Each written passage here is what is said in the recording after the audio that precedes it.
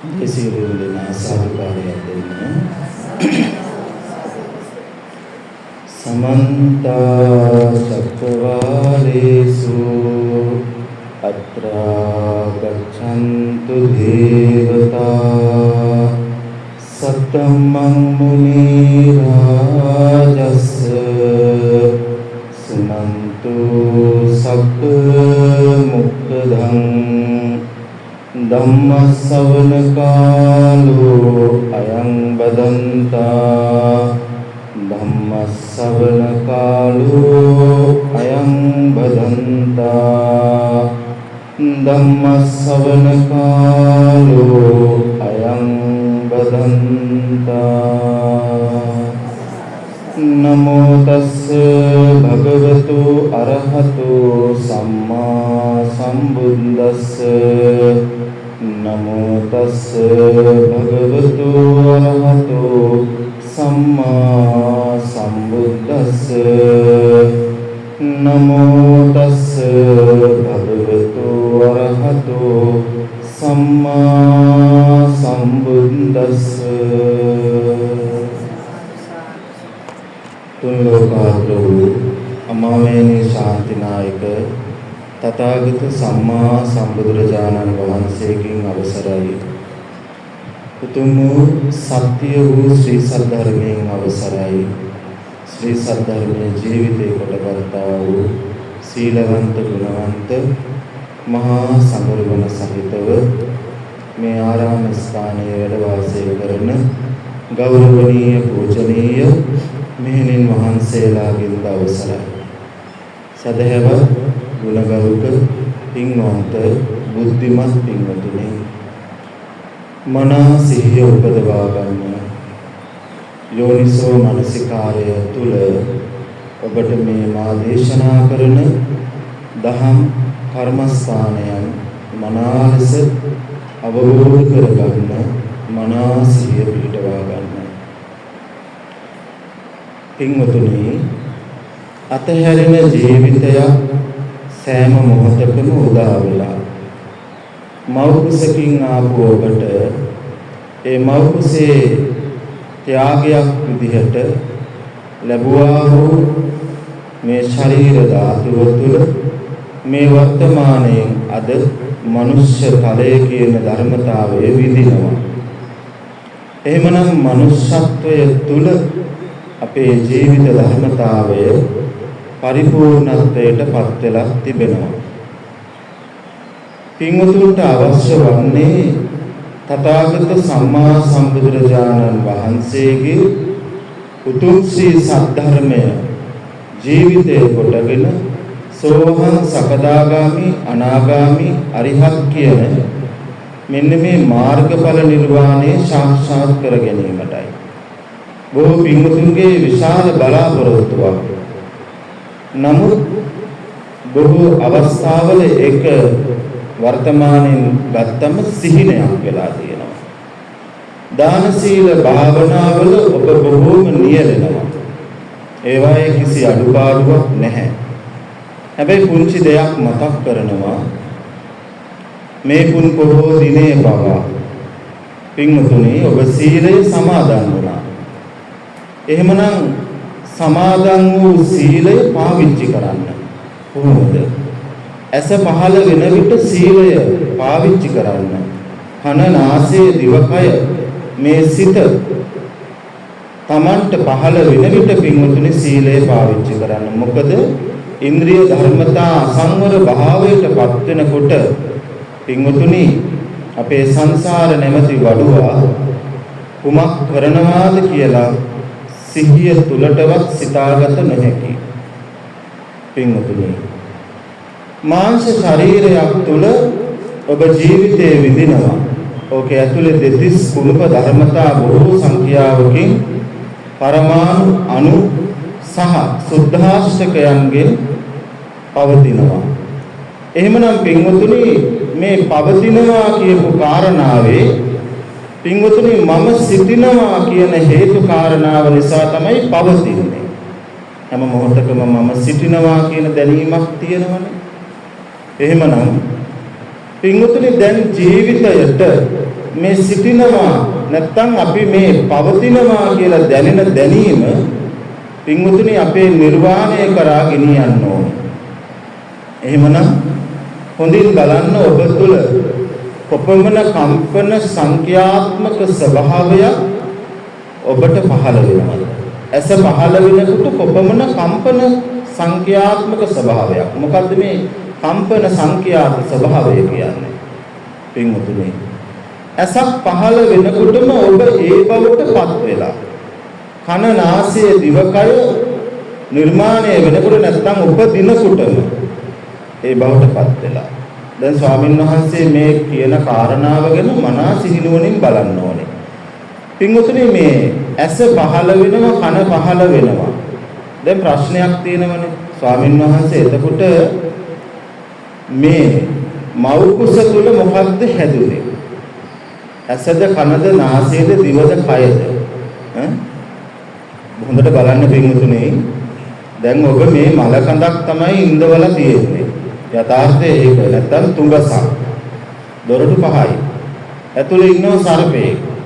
ඉන්නවද නැද්ද? ඉන්නව නේද? ඒ සර්පයා දැන් මේ මොහොතේ බණ අහනවා. ඒක තමයි යථාර්ථය. ඇයි සර්පෙක් කියලා කිව්වේ? ඊටපු ගමන් විවිධ ස්වභාවයන් වලට එයා නිරූපකයෙක් වෙනවා. ඇතුලේ ඉන්න කෙනා.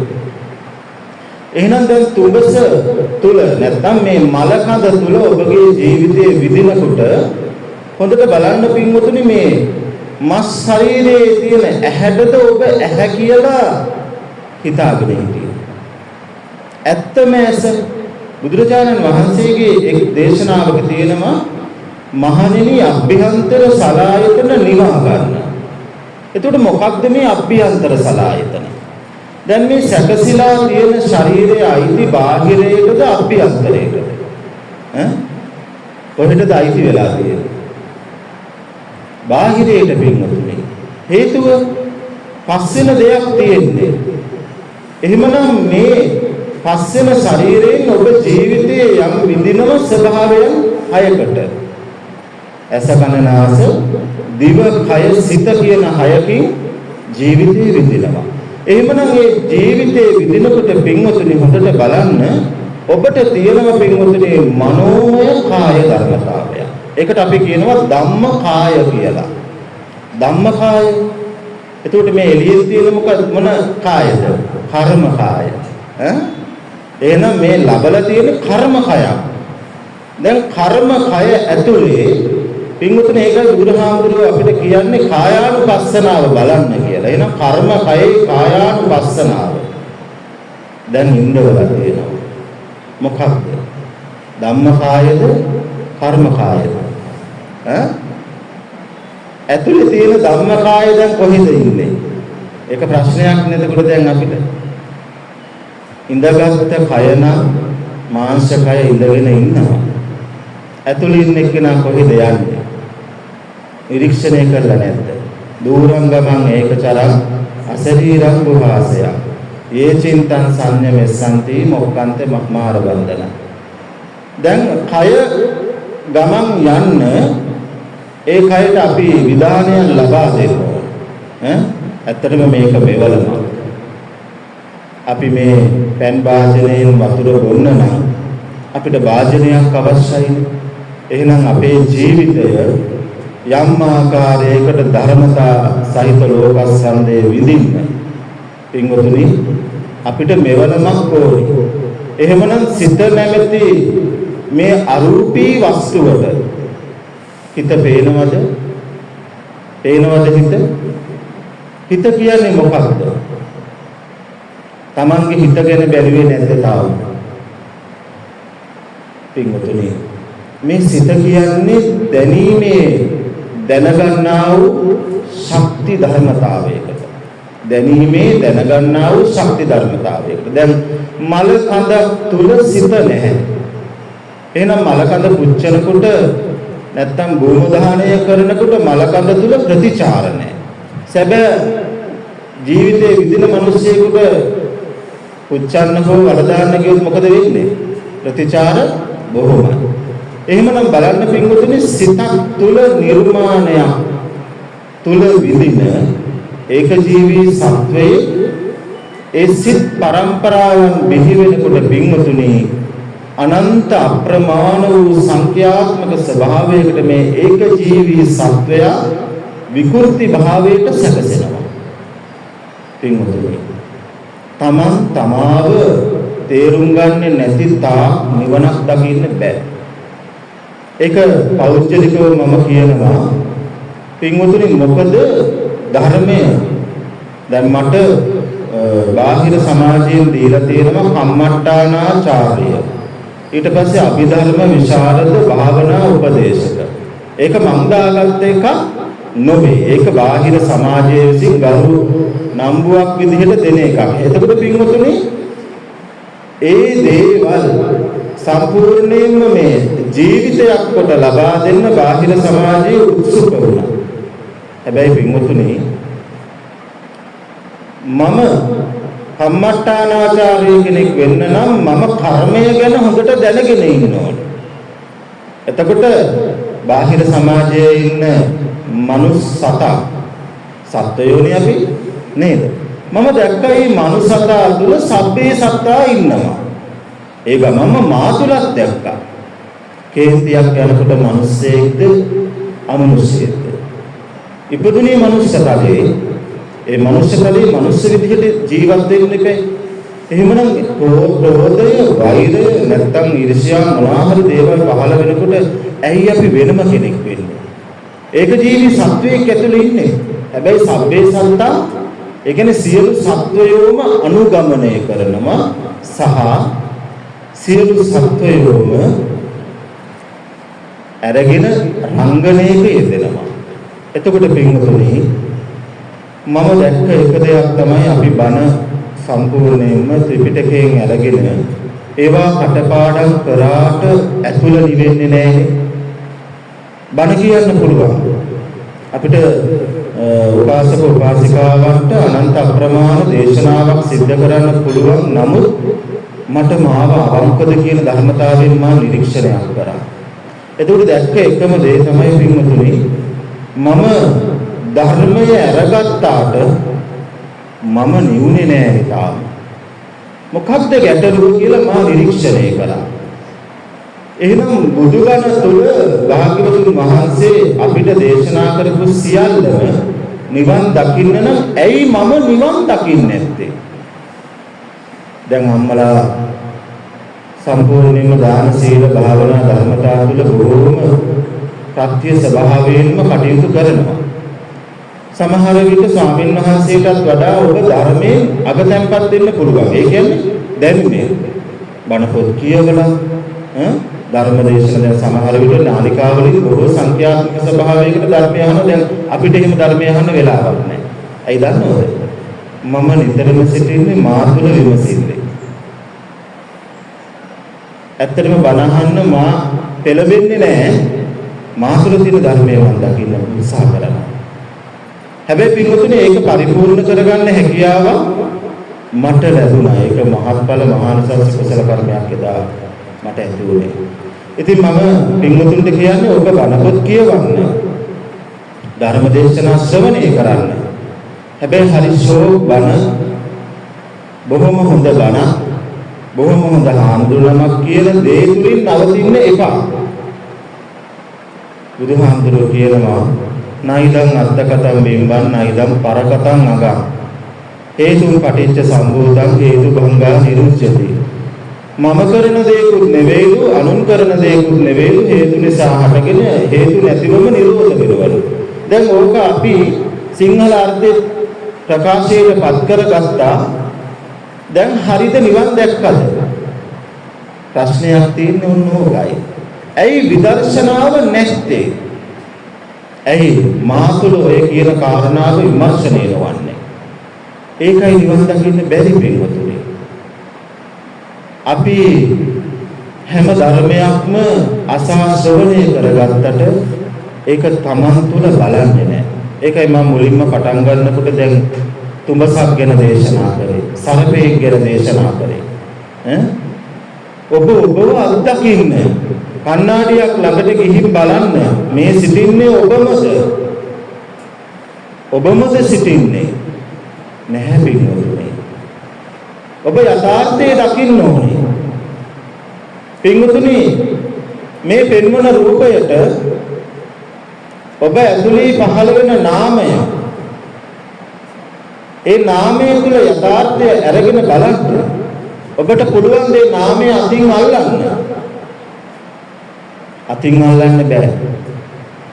හැබැයි ඔබට හිතින් අල්ලගත්ත දේ එළියට දාගන්න පුළුවන්. ඒ නිසා ඔබ මේකට වටාපත කියලා කියනවා. හැබැයි මේක වටාපතක්මද? යථාර්ථය බලන්න. මේක මොකක්ද පින්වතුනි? මේක සතර මහා ධර්මතාවයක පඨවිය අග්‍ර වූ ධර්මතාවයක් විතරයි පින්වතුනි. මිනිස්යාගේ සම්මුතිකයට අපි නාම පද යොදලා තියෙනවා. සම්මුතිකයි ඒක. ඒක මනුස්ස කරයේ ඉන්න ಜಾති කුලවලට භාෂාවන් අනුව වෙනස් කරගෙන ඒ නාමයන් තියෙන්නේ. ඉතින් පින්වතුනි හොඳට බලන්න. ධර්මයේ තුල තමා තුළ ඇති ධර්මයේ නොදකිනවා නම් නිවන් දකින්න බෑ. බුදුබණ කොච්චර අපි ඔළුවට දාගත්තා. හොඳට බලන්න අපේ අතීත ස්වාමීන් වහන්සේලා, මහානායක ස්වාමීන් වහන්සේලා ධර්මදර, විනයදර සහ ත්‍රිපිටකධාරී කියන ධර්මතාවයෙන් අගතැන්පත් වූ ස්වාමීන් වහන්සේලාට සෝවහන් වෙන්න බැරි වුණා නම්, සකදාගාමී වෙන්න බැරි වුණා නම්, අනාගාමී අරිහත් වෙන්න බැරි වුණා නම් අද කොහෙද ඉන්නේ නැත්තේ? පාඩම් කරපු බණවලින්. ස්වාමීන් වහන්සේලාට ඒ ධර්මය විභාග කොටගෙන ලියලා කරලා උපාධිය ගත්තා. සෝවහන් වෙන්න නැත්නම් සකදාගාමී අනාගාමී අරිහත් වෙන්න නැත්නම් මරණයෙන් මතු කොහේ යයිද? ප්‍රශ්නයක් කොතන තියෙනවා? අපි ජීවනයේ ඇඳගත්තාට ඔබ උතුරුසලු පොරවලා සිල්ලදී ඇඳගත්තාට ඔතන මාර්ගඵලයේ සාක්ෂාත් වෙන්නේ නැත්නම් පින්වතුනි ඇත්තටම අපිටම වංචනික සහ බොරු කාර්යෝ පමණ. ඇත්ත මේ කතා කරන්නේ. ඉතින් පින්වතුනි හොඳට බලන්න පින්වතුනි නිවන් දකින්නයි ඕනේ. සමාජයේ විකෘති ඒවා හදන්න හරිය අපහසුයි. කොච්චර බණ දේශනා කරා ඇතුලේ ඉන්න සර්පයා සර්පාකාරයටම හැසිරෙන නිසා කේන්තියට අනුමුෂේක් වෙනවා, මනුෂ්‍යත්වයේ ගිලිහිලා. ආශාවට පෙරේතෙක් වෙනවා, මනුෂ්‍යත්වයේ ගිලිහිලා. දරා ගන්න බැරි ප්‍රශ්න එනකොට තිරිසනෙක් වෙනවා, එතකොට මනුෂ්‍යත්වයේ ගිලිහිලා. Taman කරන කටයුතුගේ සිහියක් නොමැති වුණාම අසුරෙක් වගේ. අපායේ යන්න ඕනේ නැහැ. ප්‍රශ්න වලින් හෙම්බත් වුණාම දවස තිස්සේම අඬනවා. පින්වතුනි මෙහෙම හිතන්න. අපේ මේ හිත අපිට කොච්චරනම් බරයිද?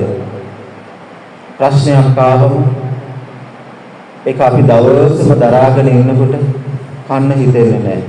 බොන්න හිතෙන්නේ නැහැ. වෙන වැඩක් කරන්න හිතෙන්නේ නැහැ. උහුල්ල දවසම ඉන්නවා ඒක ගැන හිතා. හැබැයි පහළ වුණු හිත තමන්ගේද? බුදුහාමුදුරුවෝ ලස්සන දෙයක් දේශනා කරා. මේ සිත මම නෙවෙයි, මගේ නෙවෙයි, මගේ ආත්මය නෙවෙයි කියලා. එහෙනම් ඒ සිතේ උපදින මම මගේද? මගේද? දැන් බුදුබණට අනුව තමයි යන්න ඕනේ. එහෙනම් එතන බලන්න ඕනේ. හොඳයි වෙන්නේ. මම අද අදහස් කරගත්ත විදර්ශනා භාවනාව සිදු කරන්න. දේශනාව කරාට විතරක් බෑනේ. මාර්ගඵලයේ සාක්ෂාත් වෙන්න ඕනේ. ඉස්සර නම් භාග්‍යවතුන් වහන්සේ ධහම දේශනා කරනකොට පින්වතුනි නැගිටින්නේ එක්ක සෝවහන්, සකදාගාමී අනාගාමී පින්වතුන් විදියට, නැත්නම් අරිහත් පින්වතුන් විදියට. අද ඒක හරි අඩුවකින් තියා දශමයකින්වත් වෙන්නේ නැහැ. ඒක ඇත්තටම අපිට හරි කනගාටු කාරණාවක්. බලන්න ඔබලා දරු කාලයේ ගෙවලා, ළමා කාලයේ ගෙවලා, තරුණ කාලයේ ගෙවලා, වැඩිහිටියා බවට පත් වෙලා. දැන් වැඩිහිටියාට මොකද වෙන්නේ? මක් වෙනවද ඉස්සරහට? මැරෙනවද? ඔබ මැරිච්ච දවසක් තියෙනවද? සංසාරේ කවදද ඔබ මැරුණේ? මරුණද? කෙලෙස් තියෙනකම් මොකද වෙන්නේ? ඉපදෙනවා මැරෙනවා. එතකොට මේ මොන ඉපදීමක්ද මොන මැරීමක්ද? මොන ඉපදීමක්ද මොන මරණයක්ද ඒක? අවිද්‍යාවක්. අවිද්‍යාවක් කියන්නේ මොකක්ද? හොඳට සරලව ගන්න. ලොකුවට හිතන්න එපා. එතකොට තමයි ඔළුව විකාර වෙන්නේ. මොකක්ද මේ අවිද්‍යාවක් කියන්නේ? හසුවීම. මොකටද හසු වුනේ? සත්‍යයටද අසත්‍යයටද? අසත්‍යයටනේ.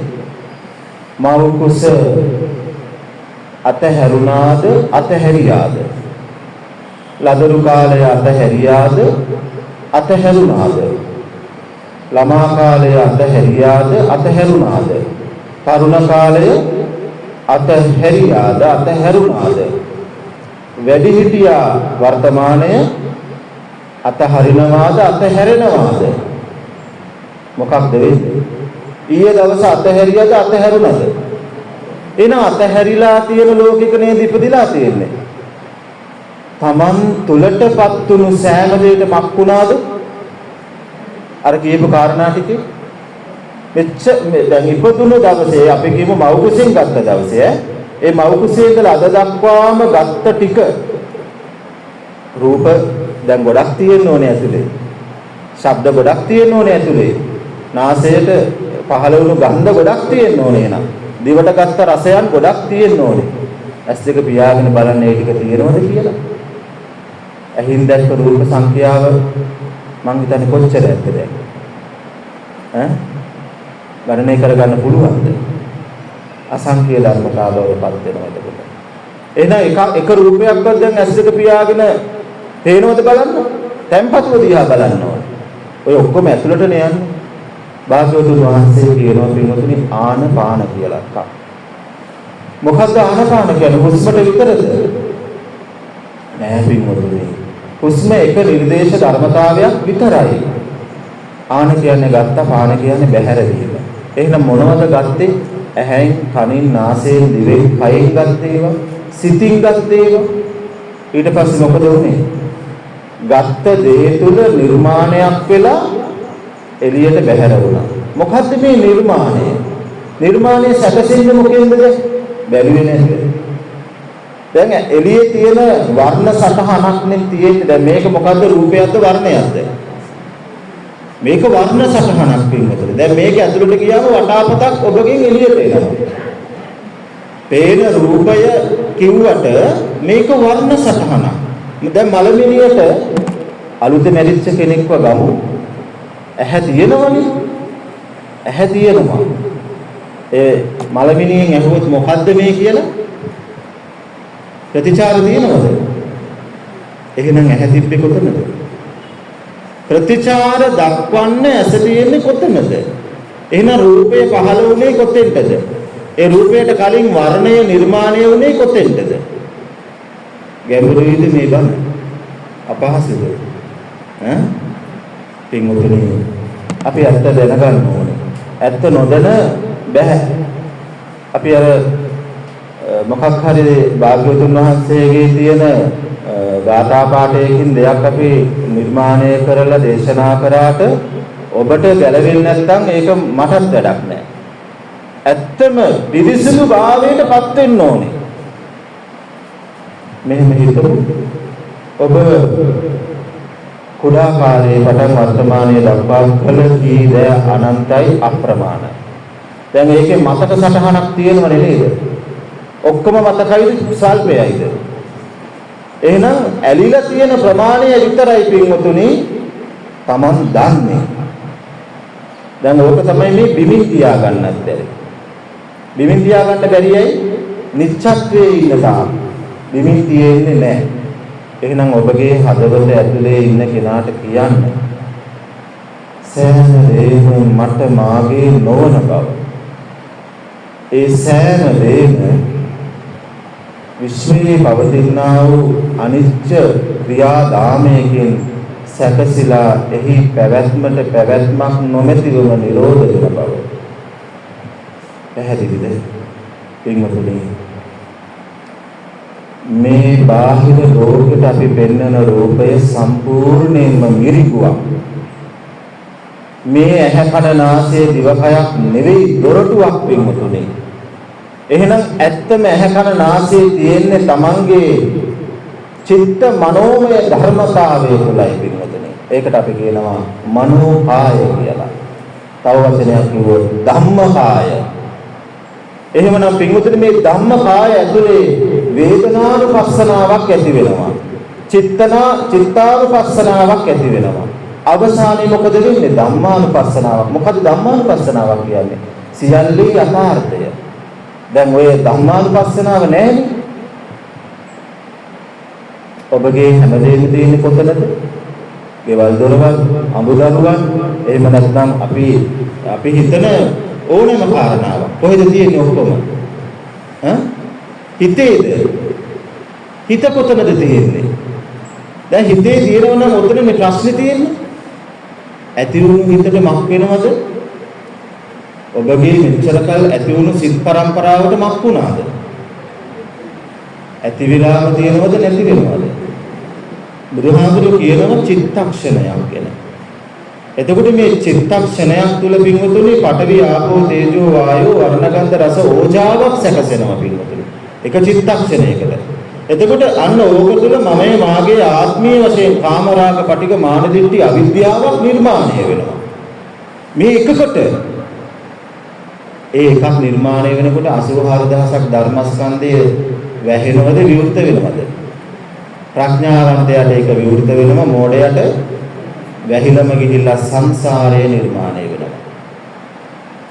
සංසාරයේ නිර්මාණය වෙනවා. පින්වතුනි තමාව දකින්න, තමන් තුළ තියෙන දේ හඳුනා ගන්න. කණ්ණාඩියෙන් බලපු රූපස්කන්ධය මෙතුවක් කාලයකට පින්වතුනි මගේද කියන එක හරියට අවබෝධ කරගන්න. අපි මලමිනියක් කපලා බලලා ඒකේ තියෙන දෙතිස් කුණුපයට පිළිකුල් වුණාට ඔබට තාම පිළිකුල් නැහැනේ නේද? අනුන්ගේ අසුචි ටිකක් දැක්කම අපිට හරි පිළිකුල්. හැබැයි ඔබගේ අද උදේ පිට වෙන මල මුත්‍රාවට ඔබට තාම පිළිකුල් නැහැ. පින්වතුනි බුදුහාමුදුරුවෝ කියන්නේ එහෙම පිළිකුල් ස්වභාවයක් කරගන්න කියලාත් නෙවෙයි. සසරේ තියෙන ජරා ව්‍යාධිය, සසරේ ජරා ව්‍යාධිය, මේ සංසාර ජරා ව්‍යාධිය කොතනද තියෙන්නේ? මේ දුක්ඛ දෝමනස්ස මරණයන් කොතනද තියෙන්නේ? එහෙමනම් පින්වතුනි අද අපි ඒව නිරීක්ෂණය කරලා ඇතුලේ ඉන්න සක්කාය දිට්ඨියට තට්ටු කරලා ඒ උතුම් සක්කාය දිට්ඨිය කියන ධර්මතාවයේ මෙතුවක්කල් දරාගෙන හිටියා නම් උතුම් කියලා අද ඒකේ මිරිඟු අවබෝධ කරලා අපි ඒක බෙදලා දාමු. හොඳයි. එහෙමනම් පින්වතුනි භාවනාවට සූදානම් වෙන්න. ස්වාමීන් වහන්සේ දෙන කර්මස්ථාන ඔස්සේ ඔබ විමර්ශනය කරන්න. මොකද්ද විපස්සනාව කියන්නේ? මොකද්ද විපස්සනාව කියන්නේ? විපස්සනාව කියන්නේ පින්වතුනි තමා තුළ අභියස තියෙන දේ අවබෝධ කරගන්න පාවිච්චි කරන ධර්මතාවය. එහෙමනම් ස්වාමීන් වහන්සේ ඔබ සන්තකේ තියෙන දේ ඔබට පෙන්වා දෙනවා. ඔබ තමයි දැන් ඒක අරගෙන බලන්න ඕන. ඒකේ ඇත්ත මොකද්ද කියන එක. එතකොට ඇත්ත මොකද්ද කියලා භාවිතා කරලා බලන්න අපිට අවශ්‍ය වෙනවා පින්වතුනි සිත. සසරට තනපු සිත නිර්වාණයට භාවිතා කරන්න. සසරට හේතු සලආයතන දැන් නිර්වාණ භූමියට භාවිතා කරන්න. හොඳට මානසිකාරයෙන් යුක්තව යෝනිසෝ මානසිකාරයේ පවත්වමින් මනා සිහිනුවණින් යුක්තව බලන්න. හොඳයි. ඇස් දෙක පියාගන්න. පහසු පරියන්කයක ඉන්න. මොකද සමත භාවනාවල තමයි පින්වතුනි ඔය එකම පරියන්කයක් නැත්නම් විවිධ පරියන්ක තියෙනවා. ඒවායේ නිච්ච විදිහට භාවිතා කිරීම නිර්වාණයට නැත්නම් අරිහත් මාර්ගයේ තුලට යන විට එහෙම ස්ථීර විදිහට ආසන නැහැ. එහෙනම් ආනන්ද හාමුදුරුවෝ නේද? අපේ ආනන්ද මහරහතන් වහන්සේ රහත් වෙන්න ලොකු ඉරියව්වක් තිබුණේ නැහැ. ඒ නිසා ඉරියව් ගැන මොහොතකින් අතහැරලා හොඳට බලන්න තමන්ගේ හිත දිහා.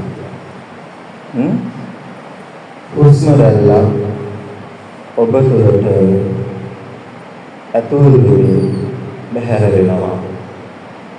ඒ හුස්මට ඔබට අයිතිකාරයෙක් වෙන්න පුළුවන්ද? ඒ හුස්ම තීරණාත්මකයි. දවස ගෙවන්න තීරණාත්මකයි. පැයක් ගෙවන්න තීරණාත්මකයි.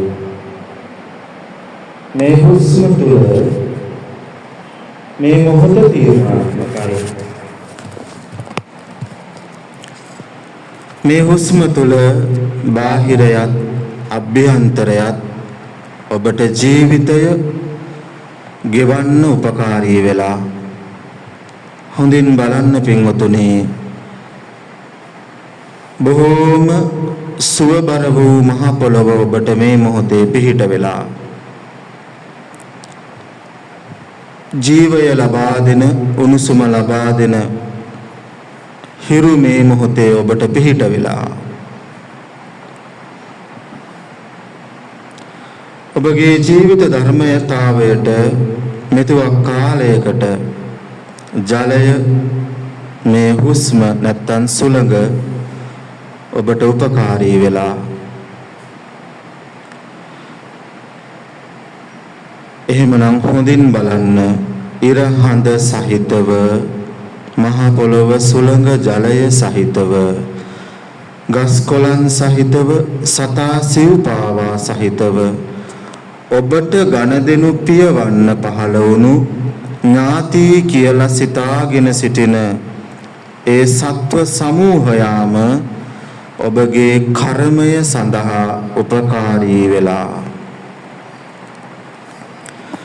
ඔබ මේ මොහොත තුළ ඉඳගෙන ඉන්න කර්මයක් බවට පරිවර්තනය වෙලා ඔබ ඒ කර්මය තුළ ඉරියව් වෙනස් කරනවා. ඉඳගන්න, හිටගන්න, සැතපෙන්න, ඇවිදින්න ඒ කර්මය තුළ ඔබට අරමුණු පහළ වෙනවා. මහ පොළොවේ පස්වෙන දෙතිස් කුණුපය දෙස බලන්න, හිසේ සිට පාදාන්තයේ දක්වා. මේ හිසේ සිට පාදාන්තයේ දක්වාම පින්වතුනි ඔබට උපකාර ධර්මතාවයක්මයි සංසාරේ ණය ගෙවන්න. මේ ශරීරය සැබවින්ම ඔබට හිමිකමක් තිබෙනවාද? මේ ශරීරයට ලෙඩ රෝග වැළඳෙන්නේ ඔබ දැනුවත්වද? මේ ශරීරයට උණුසුම සීතල දැනෙන්නේ ඔබට කියලාද? මේ ශරීරයට යම් ආකාරයේ රූප, ශබ්ද, ගන්ධ, රස, ස්පර්ශයන් දැනෙන්නේ ඔබට පෙර දැනුම් දීමක් සිද්ධ කරලාද? මේ ශරීරයේ සැබෑ උරුමක් කරු කවුරුන්ද? ඔබ දැනගන්න ඔබගේ ශරීරයේ සැබෑ උරුමක් කරු කවුරුන්ද? කර්මය තුල ඔබට උරුම වූවා. හැබැයි සැබෑම අයිතිකාරයෙක් ඉන්නවා. සබහා දහමයි. සබහා දහමට අනුව තමයි මේකේ ලදරු කාලය ගෙවන්නේ, ළමා කාලයේ ගෙවන්නේ. දැන් ඔබට ළමා කාලේ ඉන්න ඕන නම් අවුරුදු 50ක් විතර තියාගන්න තිබුණානේ. මගේ වුණා නම්, මගේ ආත්මීය බවට පත් වුණා නම් ඔබට ළමා කාලයේ සුන්දරව ගෙවන්න තිබුණ අවුරුදු 50ක් 60ක්. ඒත් ඔබට බෑ. ඇයි? අයිතිකරු කවුද මේකේ? සබහා දහමයි. ආයුෂයක් සියල්ලට තීරණය වෙලා ඒ ආයුෂය තුල තමයි ඔබගේ පැවැත්ම නිච්ච කරගෙන නැත්නම් ස්ථීර කරගෙන ඔබ ජීවිතේ වින්දේ. මාංශයස ඔබට කොපමණ රූප ලබා දුන්නාද? මේ මාංශ කන ඔබට කොපමණ ශබ්ද ලබා දුන්නාද? මාංශයෙන් සැකසුණු නාසය ඔබට කොපමණ ගන්ධය ලබා දුන්නාද? මාංශයෙන් සැකසුණු දිව ඔබට කොපමණ රස ලබා දුන්නාද? දෙතිස් කුණුපයෙන්ම සැකසුණා වූ පඨවි, ආපෝ, තේජෝ, වායෝ මේ ශරීරය ඔබට කොයි තරම්නම් ස්පර්ශයන් ලබා දුන්නාද? හොඳින් බලන්න පින්වතුනි, ඒ ලැබුණු සියල්ල දැන් මේ මොහොතේ ඔබට තිබෙනවාද? මේ මොහොතේ ඒ ලදරු කාලයේ පටන් මේ වර්තමානයේ වෙනකන් ඔබට ලැබුණු රූප, ශබ්ද, ගන්ධ, රස, ස්පර්ශයන් තිබෙනවාද? ලැබුණා නම් ඒ දේවල් වලට කුමක් සිදු වුණාද? ඔබගේ ජීවිතයට ලැබුණු රූප, ශබ්ද, ගන්ධ, රස, ස්පර්ශ වලට මක් වුණාද? හොඳට බලන්න පින්වතුනි. ඒවා ඔබගෙන් ගිලිහිලා ගියේ දැනුවත්වද? රූපය, ශබ්දය, ගන්ධය, රසය, ස්පර්ශය ඔබට අහිමි වීමක් සිද්ධ වෙලා තිබෙනවා ඒවයි දැන් වෙනකොට. එහෙමනම් බලන්න පින්වතුනි, මේ ඇස, කන, නාසය, දිවකය නැත්තම් මේ සතර මහා ධර්මතාවය මමය, මාගේ, මගේ ආත්මීය කොටගෙන දත් මන්දවලා, කවලා පොවලා, හිස පීරවලා, නාවලා, ඇඳුම් අන්දවලා ඔබ පැවැත්තුවා. එහෙනම් ඔබ සංග්‍රහයක් කර බව දැනගන්න. ඔබට උපකාරී වන ශරීරයට අන්සතු වස්තුවකට ඔබ හොඳට ගනුදෙනු පියුවා. ධනාත්මක වේ චින්තනයට ඔබගේ සිත ගන්න දැන්. මෙච්චර කාලයක් හිතාගෙන හිටියේ මගේ ශරීරයට මේ ටික කරන්න කියලානේ. එහෙනම් ඇයි මේක ඔබට දිනක අතහැරෙන්නේ? හොඳට බලන්න පින්වතුනි, ඔබ කළ සංග්‍රහය ප්‍රමාණවත්ද ශරීරයට? මේ ශරීරය ඇතුලේ ජීවත් වෙන්නේ කවුද? හොඳින් බලන්න පින්වතුනි, අපිට සසරේම හොයාගන්න බැරි වුණු කාරණාවය. බොහෝ සංඛ්‍යාත්මක ස්වභාවයකට බුදු රජාණන් වහන්සේලා අපිට අහිමි වුණා.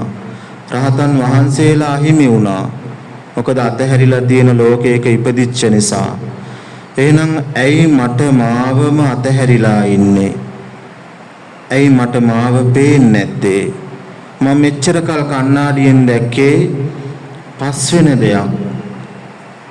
මම මෙච්චර කල් කවල පොවල අන්දවල තිබෙන්නේ පස්වෙන දෙයටයි.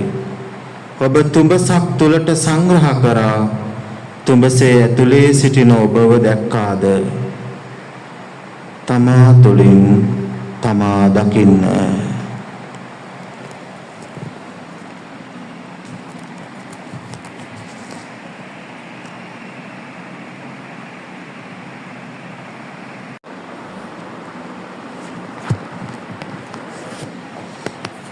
සංසාර ජීවිතේම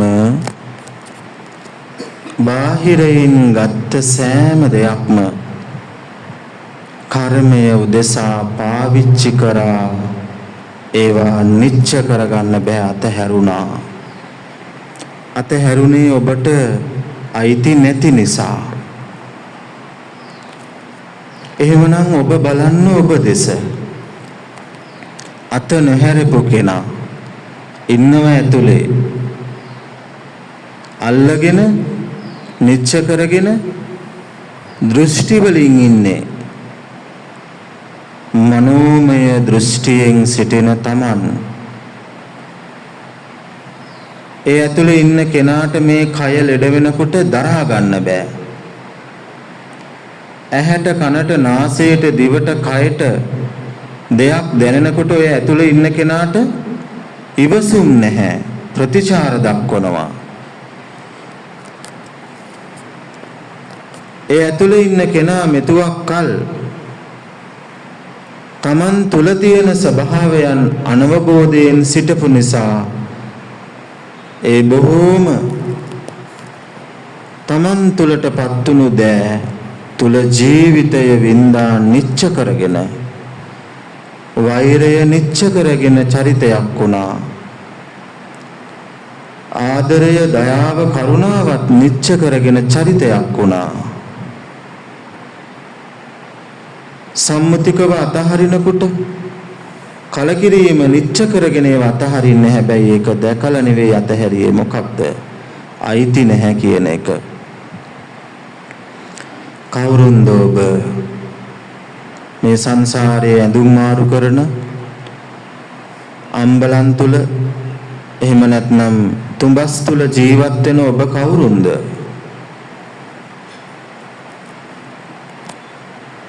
අපි දහම් දැනුම තිබුණාට අපේ ජීවිතයේ Taman නිවිච්ච නැති බව Tamanට ප්‍රත්‍යයයි.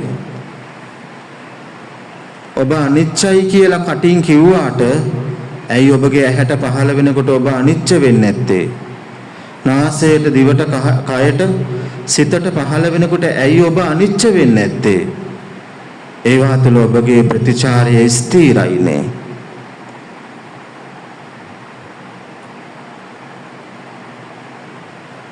බලන්න මේ කාය ධර්මතාවයට පහළ වෙන හුස්ම ඔබ දැනුවත්ව පහළ වෙන හුස්මක් නෙවෙයි, ඒක ක්‍රියාවලියක්.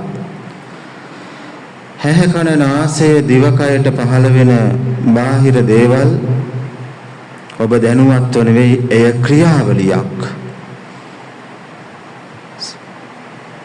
එහෙමනම් සම්මුතිකත්වය හැදුවේ කවුරුන්ද ඒවාට?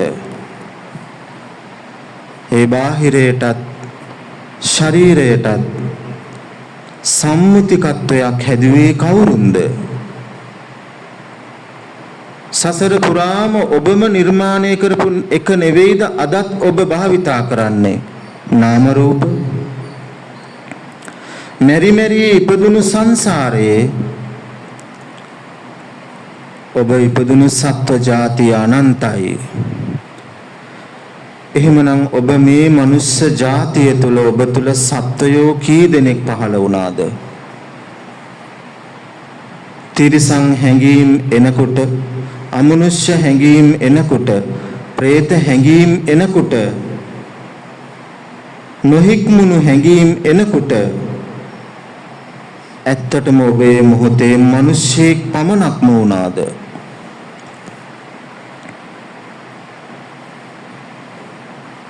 සැබවින්ම ඔබ කවුරුන්ද? ඉඳගන්නේ ඔබ කවුරුන්ද? ඇවිදින ඔබ කවුරුන්ද? සිටගන්න, නිදියගන්න ඔබ කවුරුන්ද? කතා කරන ඔබ කවුරුන්ද? රූප දකින, ශබ්ද අහන, ගන්ධය දැනගන්න, රසය ලබන, ස්පර්ශය විඳින, අරමුණ විඳින ඔබ කවුරුන්ද? මව් කුස ඇතුලේ ඔබට නමක් නැහැ. මව් කුසට ආපු පළවෙනි මොහොත ප්‍රතිසන්දි අවස්ථාව ශරීරයකුත් නැහනේ. මේ දෙතිස් කුණුප ජරා කොට ඔබට නැහැ මව් කුස තුල ප්‍රතිසන්දි වුණු ගමම්ම. එතන තිබෙන්නේ අම්මා තාත්තගේ ධාතු කොටස සහිත සතර මහා භූත කම්පන ශක්තියක් විතරයි. එහෙමනම් ඒ ශරීරය නැත්තම් අම්මාගේ කුස තුලට ආපු ඔබ කවුරුන්ද? අතීත නම ගේන්න බැරි වුණානේ. දැන් මේ භවෙත් ඉන්නව නම ගිනියන්න බෑ. රූපය ගිනියන්නත් බෑ. රූපය වලලනවා, නාමය අතහැරෙනවා. එතකොට කවුද මේ ඇතුලෙන් ස්ථාන මාරු වෙන්නේ? හොඳට බලන්න පින්වතුනේ. සසරේ කෙදිනක හෝ සැබෑ මරණය ඔබ ලැබුවාද? එහෙම නැත්නම් ඔබ මෙතුවක්කල් වර්ගයාට අවිද්‍යාවේ මරණයද පෙන්නුවේ? ඇත්තටම මැරිලා නම් අද මෙතන ඉන්නේ නෑනේ. මෙතුවක්කල් මැරුණු සියලුම සත්වයෝ ස්ථාන මාරු කරා හැරෙන්නට ස්ථීර මරණයක් ලැබුවේ නෑ. බලන්න මේ සබහා දහමේ තියෙන ගස් කොළන්, ඒ ගස් කොළන් මේ හිරු සඳු සහිතව මහ පොළව සුළඟ සහිතව ජීවය ලබලා ඒකේ ඵල දරනවා, වර්ගයක් බෝ කරනවා. හැබැයි මේ මව් ශාකය දිනක ආයුෂ ඉවර වෙලා මැරිලා යනවා. එහෙනම් ඒ ශාකය ආපහු ඉපදෙනවද? මේ ගසට පණක් තියෙනවනේ.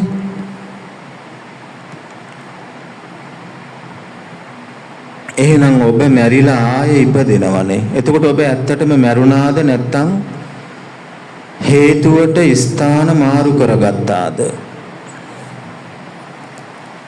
මැරෙන්න ඔබට දෙයක් තියෙනවද බලන්න. දැන් ශරීරය මහ පොළොවට නම් ඒක අන්සතු ධර්මතාවයක් පාවිච්චියට විතරයි ගන්නෙ. මොකේ පාවිච්චියටද? කර්මයේ ගනුදෙනු පියවන්න. මෙතුවක්කල් කර්ම ගනුදෙනුව පියවන්න ඔබගේ ශරීරය මහලු වුණා. ලදරු කාලයේ ගෙවිලාම ගියේ කර්මයේ ණය පියවන්නයි. ළමා කාලයේ ගෙවිලා ගියේ කර්මයේ ණය ගෙවන්නයි. එහෙමනම් කර්මයේ තුල හටගත්ත ඔබ කර්මයේ තිබුණේ කොතනද? කර්මයේ තිබෙන්නේ කොතනද? කර්මයක් නිර්මාණය වුණේ චේතනාවක් නිසා නම් කර්මයේ තිබෙන්නේ කොතනද? ඔබ එතන සිටිනවා.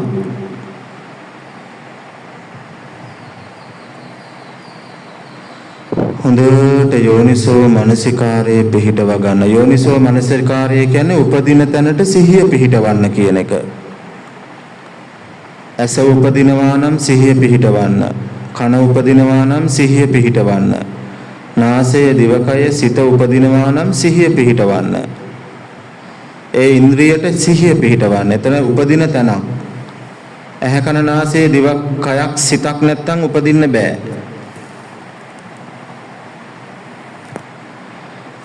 මමය මාගේය මගේ ආත්මය යනු කුමක්ද? උත්සාහ කරන්න පින්වතුනි, මේ අද දවස මේ පුන් පොහෝ දවසක් මිනිසුන්ට බොහෝ සුන්දර පොහෝ දවසක්. හැබැයි මිනිසුන්ගේ ක්‍රියාකලාප නිසා ඒ පුන් පොහෝ දවස අද විකෘති වෙලා. අපි මේ පුන් පොහෝ දවසට කියනවා වෙසක් කියලා. බුදුරජාණන් වහන්සේගේ තෙමගුල අදිපෝයක් දවසක කියන ධර්මතාවයටපත් වුණු පොහෝ දවසක්. එහෙනම් ඔබ සීලය සමාදන් වුණේ කොතනටද? එතනයි ඔබ සිටින්නේ.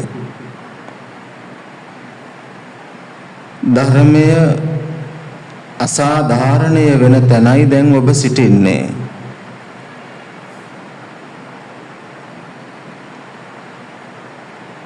මේ මොහොතේ සිටින ඔබ කවුරුන්ද? තමා තුළින් තමා දකින්න. ඔබගේ තියෙන ප්‍රඥාවට අනුව ඔබට ඔබව භාවිතා කරන්න පුළුවන්. මේ ධහම දකින්න නම් අපේ ජීවිතේ අපි බොහෝම ප්‍රමාණයකට දේවල් හොයලා බලනවනේ. අන්න ඒ වගේ ඔබ ඔබගේ ප්‍රමාණයට සොයන්න. ඔබට අංශුවක් හරි දැනේවි. ඔබට ඇල්පෙනිති තුඩක දෙයක් ඇති ඒ ගැන දැනගන්න. එහෙම දැනෙච්ච ප්‍රමාණය තුලත් ඔබට නිර්වාණය තියෙනවා. අඟුලිමාල ස්වාමින් වහන්සේ බුදුහාමුදුරුවන්ගෙන් 84000ක් ධර්මයේම ඇසුවේ නෑ රහත් වෙන්න. පටාචාරා උත්තමාවිය බණ පොත් කියවලා නෙවෙයි රහත් උනේ. සුනීත සෝපාක, එතකොට රාහුල රහතන් වහන්සේ කොහොමද රහත් උනේ? බොහෝ බණ අහලද? රාහුල හාමුදුරන්ට කෙස් රොද අතට දෙනකොටම කේසා ලෝමා නකා දන්තා තචෝ කියනකොටම කේසා කියනකොටම සත්‍ය දැක්කා. ලෝමා කියනකොටම ඒ සියල්ල අවබෝධ කරගත්තා. එහෙමනම් බොහෝ බණ අහලා නෙවෙයි ඒ උත්තමයෝ රහත් උනේ. බලන්න ආනන්ද මහ රහතන් වහන්සේ 84000ක් ධර්මයේ මතක තබාගෙන හිටියා. බුදුරජාණන් වහන්සේ පිරිනිවන් පානකම්ම හැබැයි රහත් උන්නේ නැහැ. හැබැයි ධර්මය දරාගෙන හිටියා. එහෙනම් මොකක්ද මේ අරිහත් වෙනවා කියන්නේ? ධර්මයේ දරාගත්ත ඵලියට රහත් වෙන්නේ නැහැ. එහෙමනම් ආනන්ද මහා රහතන් වහන්සේ බවට පත් උනේ එක දෙයකින් සත්‍ය දැක්ක නිසා. මේ අවිද්‍යාව දකින්න පින්වතුනි ඔබ හසු වී ඇති මමය මාගේය කියන අවිද්‍යාව හඳුනා ගන්න. අපිට ඕනි සංසාරයෙන් ඈතර වෙන්න. අපිට ත්‍රිපිටක ධාරී වන්න අවශ්‍ය නැහැ. අපිට කම්මට්ටානාචාර්යවරයෙක් වෙන්න අවශ්‍ය නැහැ. අපට අභිධර්ම විශාරදකෙක් වෙන්න අවශ්‍ය නැහැ. අපට උපදේශක වරයෙක් වෙන්න අවශ්‍ය නැහැ. මම ඉපදුනේ සසරෙන් නිවන් දකින්න නම්. පින්වතුනි ඔබ ඔබගේ ස්වභාවය දකින්න එහි තුල මමය කියන අවිද්‍යාව ඒ මුලාව දුරු වෙන්න නම් ඒ මුලාවට සම්පාදක වෙච්ච දේවල් ටික ඔබ හඳුනාගත යුතුයි. ඔබට වේගකාරී සිතක් තිබෙනවා. ඔබ විවිධ භාවනා තියරීන් වැඩුවාට ඒ වඩන මොහොතට සිත ඒකාග්‍රතාවයකටපත් වෙයි. හැබැයි ඔබට හැම වෙලාවෙම එහෙම ඉන්න පුළුවන්ද? ඔබ විනාඩියක් දෙකක් තුනක් විනාඩි 10ක් එහෙම නැත්නම් පැයක් දෙකක් ඔබ සමතය තුල සමාධියටපත් උනත් හොඳට බලන්න පින්වතුනි ඊට පස්සේ ඔබ ඉන්නේ කා සමගද? මොකද හිරිවැටෙන වේදනාව දෙන දුක් දෙන කයක් ඔබ ලබලා තියෙනවා. ඒ නිසා ඔබට 365 දවසටම එරමිනිය ගොතාගෙන භාවනාව ඉන්න බෑ. සැලෙන හිතක් ඔබට තියෙනවා. ඒ සිත නිසා පින්වතුනි ඔබට සමාධිය ස්ථිර නැහැ, ධානාඵල ස්ථිර නැහැ. විකෘති වෙන සිහියක් ඔබට තිබෙනවා. සිතුවිල්ලක් එනකොට ඒ සිහිය විකෘති වෙනවා. හේතුව සිත ගැන ඒ සිහිය දන්නේ නැති නිසා. සිත ගැන අවබෝධ නැති නිසා ඒ සිහිය තවමත් දාසකම් කරනවා සිතට. එහෙනම් සිහිය මෙතුවක්කල් විකෘති වුණේ මොනවා නිසාද? සිත තුලම සැකසුණු උණුසුම නිසා. සිත තුලම සැකසුණු පටවිය නිසා. සිත තුලම සැකසුණු වායෝ නිසා. සිත තුලම සැකසුණා වූ ආපෝ නිසා. මෙන්න මේ සතර ධර්මතාවය නිසා පින්වතුනි සිත තුල උස් පහත් භාවයට පත්වන අදි දරුණ අකුසල් සහිත ක්ලේශයන් නිර්මාණය වුණා. මේ කෙලෙස් නිර්මාණය වෙනකොටම හොඳට තියෙන සිහියට මක් වෙනවද? හොඳට බලන්න. කෙලෙස් හැදුවේ කවුද? ඔබට පුළුවන් ද කෙලෙස් හදන්න? ඔබට පුළුවන් ද කෙලෙස් හදන්න? කාමය හදන්න පුළුවන් ද ඔබට? රාගය හදන්න පුළුවන් ද? ද්වේෂය, මෝහය හදන්න පුළුවන් ද ඔබට? ඔබ එහි 16 වී විතරයි සිටින්නේ.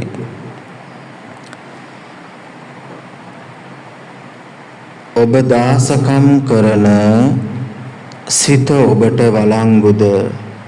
මෙතුවක්කල් ධර්මය තුල ඔබට සිත පරිස්සම් කරන්න පුළුවන් වුණාද?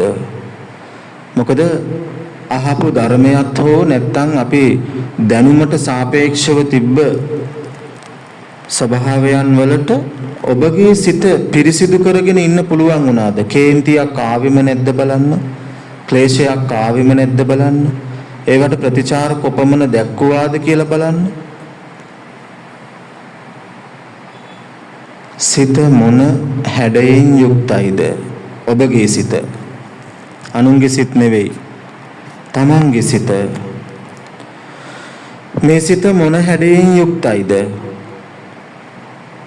ඒ හිත කොපමණ ගැඹුරුයිද? තමන්ගේ හිත කොච්චර දිග පළලයිද? ඔය හිත මොන වර්ණයෙන් යුක්තද? හොඳට බලන්න පින්වතුනි මේ සිත ගැන තමයි ඔබ දැක ඔබව හඳුනා ගන්න ඕනේ. නැත්නම් ඔබට ඔබව මුණ ගැසෙන්නේ නැහැ. දැන් කය තුලින් හිසකේ ඉඳලම ලොම් සම ඇතුලේ තියෙන මස් ඇතුලේ තියෙන නහර සෛල අණු පරමාණු මේ ඔක්කොම බල ඇතුලට යනකොට තව තියෙනවා ඉන්ද්‍රිය ධර්මතා. හෘදේ වස්තුව පෙනහලු අග්නියාසය පිත්තාසය අග්මාව බඩවැල් මහ බඩවැල් කුඩා බඩවැල් ඊට අමතරව ඇටකටු ඇටමිදුළු නියපොතු ඊට අමතරව මේ ශරීරයම දරාගෙන තියෙන හැම ඒවා ඔක්කොමත් එක්කම ඇතුළාන්තයේ තිබෙන අසූචි මල මුත්‍රා සෙමසොටු සැරව පූර්ණ තෙල හොඳට බලන්න පින්වතුනි දැන් ඒවා තුලින් ඔබව හෙව්වොත් ඔබට ඔබව මුණ ගැසෙනවද? කැලි 32කට ඕක වෙන් කරලා බැලුවොත් ඔබ ඉන්නේ කොතනද?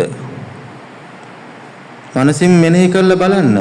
මේ මනසට ඕන දෙයක් කරන්න පුළුවන්. මේ මොහොතේ යන්න පුළුවන් ඔබට ඔහේ කොහේ හරි. ඕන තැනකට යන්න පුළුවන්. හොඳට බලන්න. මේ මොහොතේ ඔබට නිදිමතට යන්නත් පුළුවන්. නිදිමතට යන්න පුළුවන් ප්‍රകൃති තත්වයට යන්න පුළුවන් මේ සිතත් එක්කනේ ඔක්කොම තියෙන්නේ. එහෙනම් සිත මාගේ සිත කියලා මෙච්චර කල් වින්ද හිත මොන වගේද තේරුම් ගන්න ඕනේ එක. සිත නිච්චයිද අනිච්චයිද? මොකද්ද නිච්ච කියන්නේ? ස්ථිරයි. අනිච්ච කියන්නේ වෙනස් වෙනවද? නැහැ පින්වතුනි. අනිත්‍ය කියලා කියන්නේ වෙනස් වෙනවා. අනිච්ච බුදුහාමුදුරුවෝ කිව්වේ අනිච්ච කියලා. අනිච්ච කියලා කියන්නේ හටගත්ත දේ තුලට ස්ථිරත්වයක් නැහැ. නැත්තම් පැවැත්මක් නැහැ. දැන් අපි ජීවිතේ අනිත්‍යයි කියලානේ විඳින්නේ. ඒ කියන්නේ වෙනස් වෙනවා. ලදරු කාලය වෙනස් වෙනවා. එහෙනම් ඇයි මේ වෙනස් වෙන්නේ මොකක් නිසාද? අනිච්ච නිසා. පැවැත්මෙන් ගිලිහෙන නිසා. හැදුනේ පවතින්න. හැබැයි මොකද උනේ?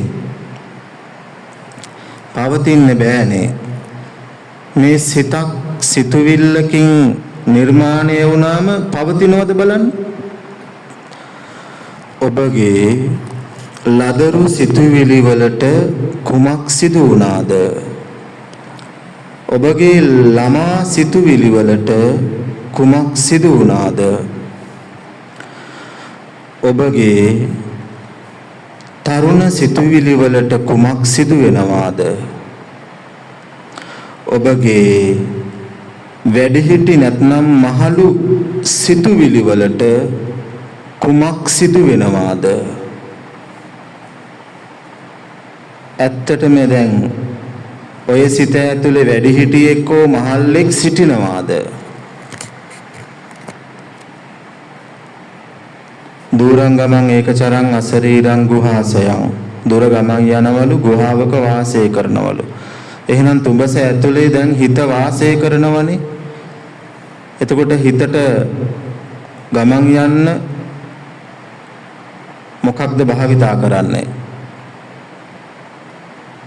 දැන් රුවන්වැලි සෑයට මේ මොහොතේ හිතින් යන්න නම් මොකක්ද භාවිතා කරන්නේ? රුවන්වැලි සෑයේ තියෙන්නේ කොතනද? සම්මුතිකව නෙවෙයි ඔබගේ ඇතුලේ. දැන් හිතට යන්න ඕනේ රුවන්වැලි සෑයට. එහෙමනම් රුවන්වැලි සෑයේ දැන් ඔබගේ හිත ඇතුලේ තියෙන්නේ කොතනද? මොකක් තුලද? ඒක අරගෙන දැන් යන්නේ. දැන් මේ මොහොතේ ගෙදර දරුවන් ස්වාමියා බිරිඳ කිකේ අපි මතක් කරනෝනේ එක එක දේවල්. එහෙනම් මේ මතකයන් තිබෙන්නේ කොතනද? හොඳට බලන්න පින්වතුනේ. මේ ජීවිතය ඔබගේ ඇත්ත නොදැක්කොත් ඔබ ආයෙත් තැනකට අම්බලමකට ගොඩ බහිනවා. ආයෙත් නොදරුවෙක් ලෙස රඟපානවා. ඊට පස්සේ ළමයෙක් ලෙස රඟපානවා, තරුණයෙක් ලෙස රඟපානවා, මහල්ලෙක් ලෙස රඟපානවා. ඒ ජීවිතේත් ඔබ යථාර්ථය දැක්කේ නැත්නම් ආයෙත් කරන්නේ රඟපාන්න තැනකට යන එක. ඔකට කියනවා භවය. භවය. ඒ භවය එකතු වුණාමයි සසර වෙන්නේ. එහෙනම් සසර කියන්නේ භවයටත් වඩා විශාල තැනක්. එහෙනම් මේ භවය ඇතුලේ ලැබපු ජාතිය නිච්චයිද අනිච්චයිද දැන්? මනුෂ්‍යත්වයේ ලැබලා තියෙන්නේ ජාතියක් විදිහට මනුස්ස ජාතිය. දෙවියන්ට දෙවියන්ගේ දිව්‍ය ජාතිය නිච්චයිද අනිච්චයිද? එහෙනම් ඔබගේ මනුස්ස ජාතිය ඔබට නිච්චයිද අනිච්චයිද? කොච්චර කාලයක්ද තියෙන්නේ? ඔබගේ ආයුෂය ඔබ දන්නවද? චිත්තක්ෂණයයි පින්වතුනි ආයුෂය. ඇයි? මනුස්ස හිත චිත්තක්ෂණයයි එකයි. එක චිත්තක්ෂණයකයි ඔබ ජීවිතේ විඳින්නේ. ඒක තමයි ඔබ ඔය මතක තියාගෙන අරයා මෙහෙම වුණා මෙයා මෙහෙම කිව්වා කියලා මට මෙහෙම වුණා කියලා ඔය අල්ලගෙන ඉන්නේ. හැබැයි අල්ලගෙන ඉන්න එක එළියට ගන්න බලන්න පේනවද කියලා? වෛරය ගන්න බලන්න දැන් පුංචි කාලේ ගත්ත වෛර ක්‍රෝධ ඊර්ෂ්‍යා අරක මේක ගොඩක් තිබ්බනේ. එහෙමනම් ගන්න බලන්න දැන් වෛරය කොතනින් හරි? වෛරය මොන හැඩයෙන් යුක්තද? වෛරය මොන පාටද? පේනවද වෛරය තියෙනවා? හිත ඇතුලේ දැන් වෛරය තියෙනවා පේනවද? හටගත් හේතු නැතුව නිරෝධ වුණා. එහෙනම් පින්වතුනි හේතුව එන විට පරිස්සම් වෙන්න. හේතුව තුලයි ඔබගේ කර්මයේ විපාක තියෙන්නේ. ඇතුළතින් මනා ලෙස නිහඬවන්න. ඔබ කර්මය තුල ජීවිතය ලබනවා. මේ මොහොතත් මානසික කර්මයක් කාය කර්මයක් උපකාරී වෙලා බාහිර සතර භූත සහිත ආකාශ ධාතුව සහිත පංච මහා භූත ධර්මතාවයත් ඔබට පිහිට වෙලා ගණදෙනු සහිත ජීවිතය මේ මොහොතේ ඔබට ණය පියවන්න උපකාර වෙලා සිත යනු කුමක්ද? හොඳට බලන්න පින්වතුනි තමන්ගේ හිත. සිත යනු කුමක්ද? මේ මාගේ හිත. අන්න එහෙම බලන්න. කොතනද මේක තියෙන්නේ? හොඳට බලන්න දැන් ස්පර්ශයක් දැනන තැන තමයි හිත තියෙන්නේ. මధుරෙක් මේ මොහොතේ කනවනම් කොතනක හරි තමන්ට එතනයි හිත. මේ මොහොතේ රුවන්වැලි සෑයට හිත යනවනම් එතනයි හිත. මේ මොහොතේ දරුවෙක්ව මතක් වෙනවනම් එතනයි හිත. එහෙනම් ඒ හිත මොනව හිතක්ද? දුර ගමන් යන හිතක්. තියාගන්න බලන්න. කොහොම ඉන්න? මෙතන ඉන්න හිත කියලා. අර අපි ලදරුවන්ට කියන්නේ පුතේ මෙතන ඉන්න. දුවන්න එපා. අන්න ඒ වගේ තමන්ගේ හිතට අවවාද කරලා තියාගන්න බලන්න පුළුවන්ද කියලා. සමාධිය කොච්චර වැඩුවත් පින්වතුනි මේ හිත වළංගු නැහැ. අයි දන්නවද?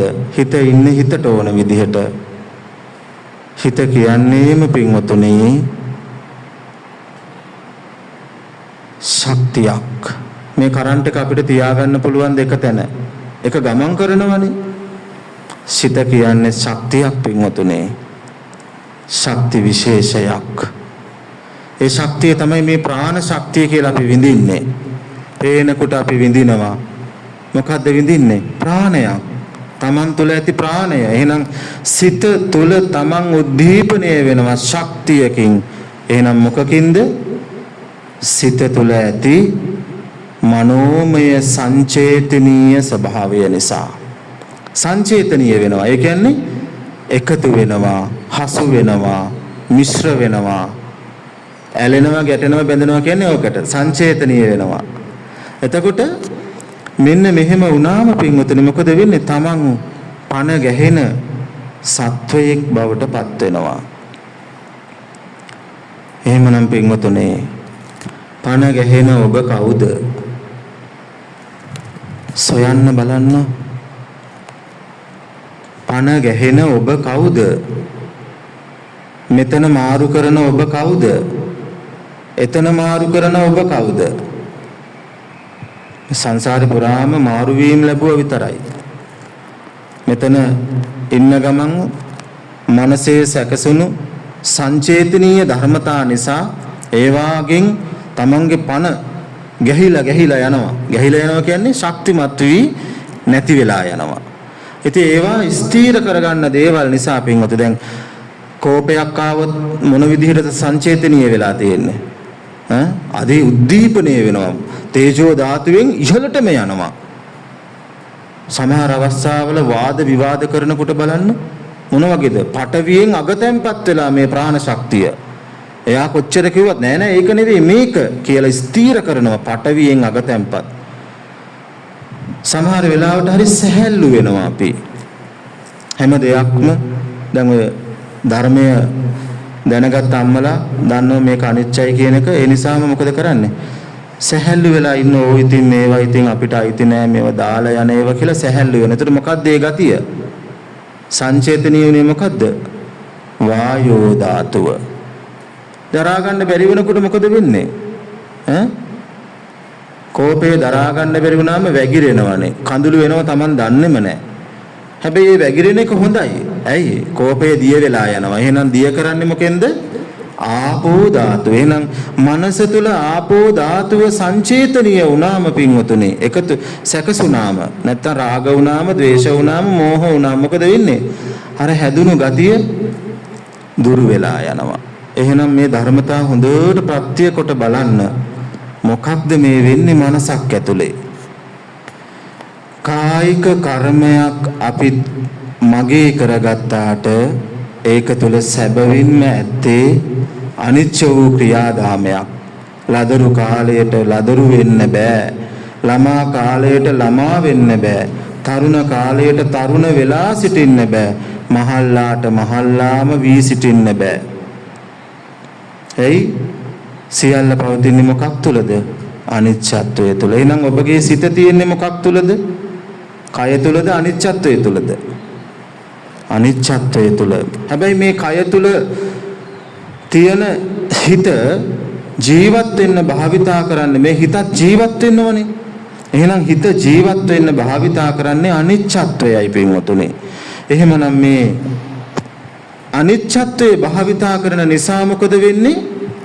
වෙනස් වෙනවා. එතනින් අතෙන්ට අතනින් මෙතෙන්ට එහෙම වෙනස් වෙනවා පින්වතුනි. ඇයි ඒ?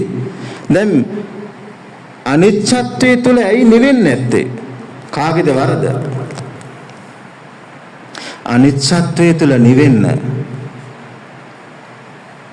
අනිච්චත්වයේ තුල නිවෙන්න නම් පින්වතුනි මමය මාගේය ස්ථීර වූ නිච්ච ආත්මයේ දෙස බලන්න ඕනේ. අන්න එතකොට තමයි තේරෙන්නේ මොකක්ද මේ සක්කාය දිට්ඨිය කියන්නේ. මොකක්ද සක්කාය දිට්ඨිය කියන්නේ කියලා එතකොට. එහෙනම් ආයතන හයක් උපකාරී කරගෙන ඒ වගේම තමයි සිත උපකාරී කර නිකම්ම සිතක් නෙවෙයි පින්වතුනි. මේ සිත හැදෙන්න ක්‍රම පහක් තියෙනවා. ස්කන්ධ පහක එකතුවක්. නිකම්ම හිතක් නෙවෙයි. බුදුහාඳුරන්ගේ වචනෙන් කිව්වොත් රූප වේදනා සංඥා සංකාර විඥාන. ඔය ස්කන්ධ පහෙන් තමයි මේ සිත තුල මම නිර්මාණය වුනේ. එහෙනම් සක්කාය දිට්ඨිය කියන්නේ මොකකටද? සලායතන උපකාරයෙන් පංචස්කන්ධ උපකාරයෙන් රාග දේශ මොහය උනා වූ සංචේතනීය වූ දෘෂ්ටිය තමයි මම කියලා කියන්නේ. එතකොට නිවන් දක්වන්නේ මොන මමද? හොඳට බලන්න නිවන් දකින්න ඇතුලේ කෙනෙක් ඉන්නවද කියලා. තමන්ට තමන්ව මුණ ගැසුණාද?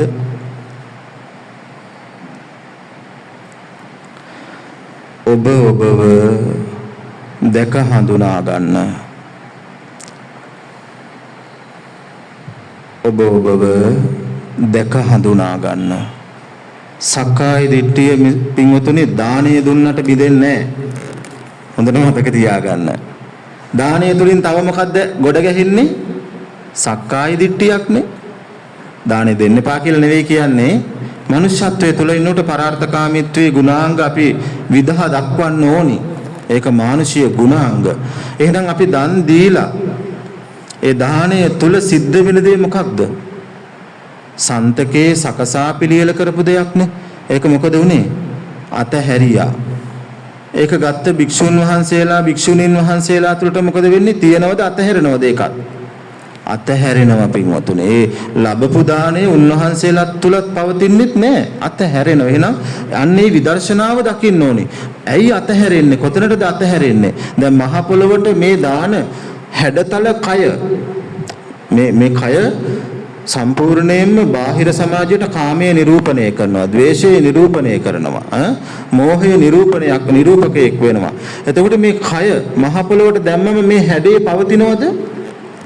මහ පොළොවේ ස්වභාවයටම මේක පස් වෙලා යනවා. එහෙනම් මොකද්ද? මේ කයට මොකද වුනේ? කයේ තිබුණා වූ යථාර්ථය නිවිලා ගියා නේද? මහ පොළොව තුල නිර්වාණය තියෙනවා පින්වතුනි. ඔබට පිපාසයක් ලැබෙනකොට ඔබ ජලය භාවිතා කරා. හැබැයි ඔබ පිපාසය නිවාගත්තා. හැබැයි නිවීම තිබ්බේ මොකේද? මොකේද නිවීම තිබුණේ? දැන් ඔබට අධික පිපාසයි. ඒ පිපාසය දැනුනම ඔබ ජලය භාවිතා කරනවා. දැන් පිපාසය තුල තියෙන ගින්නක්නේ. ඒ ගින්න තුල තියෙන මොකද්ද? කෙලෙස්. එහෙනම් ඒ කෙලෙස් වලට අපි දෙනවා බාහිරෙන් අරගෙන ජලය, පෑන්. මොකද උනේ? නිවිලා ගියා. එහෙනම් නිවීම තිබුණේ කොතනද? ජලයේ තියෙන ගුණාත්මක ස්වභාවය බලන්න. හුස්ම ටික ගන්න නැතුව ඉන්න බලන්න මොහොතක්. ඇතුළ පුපුරන්න වගේ. මේ පෙනහළු පුපුරන්න වගේ වේදනයි. ඔළුව විකාර වෙන්න පටන් ගන්නවා. එහෙමනම් බලන්න පින්වතුනි මේ හුස්ම ඇතුළට දෙනකොට මොකද උනේ? අර පීඩනය දුරු වෙලා ගියා. එහෙනම් මේ හුස්ම තුල නැත්තම් මේ වායෝ ධාතුව තුල තිබෙන්නේ මොකක්ද?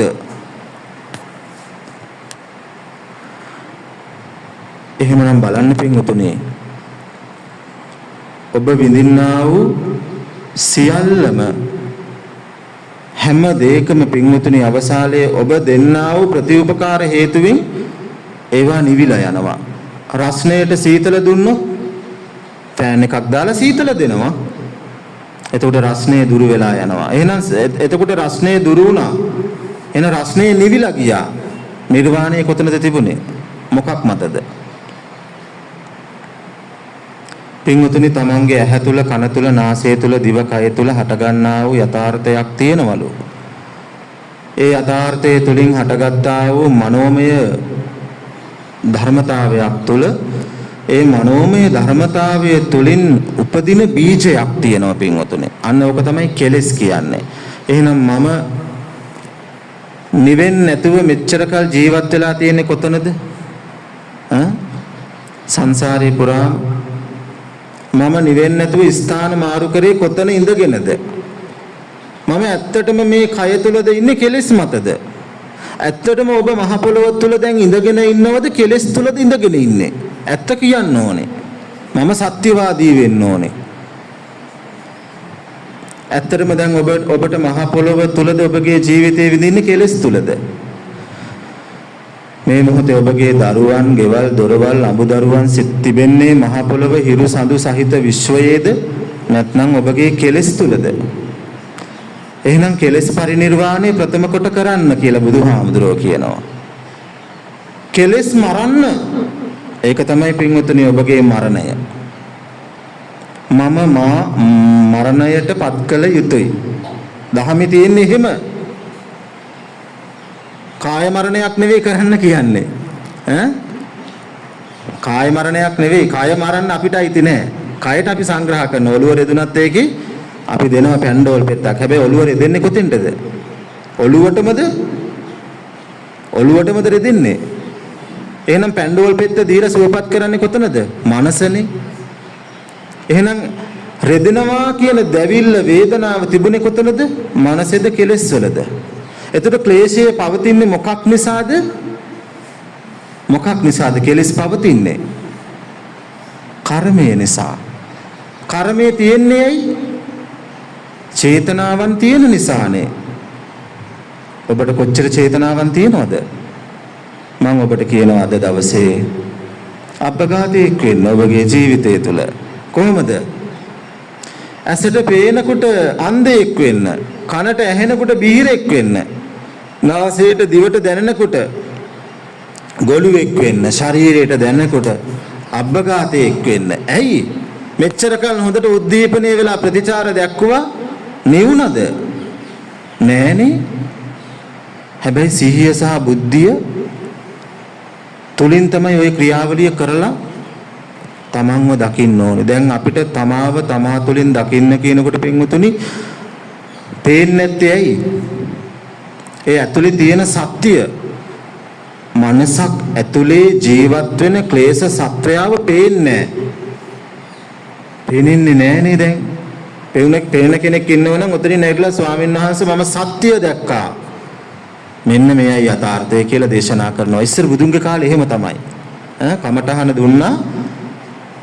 බුදුහාමුදුරෝ දේශනාව කරගෙන යනවා. මිනිසුන් මොකද කරන්නේ? යෝනිසෝ මනසිකාරයෙන් Taman තුල බලනවා ඒක.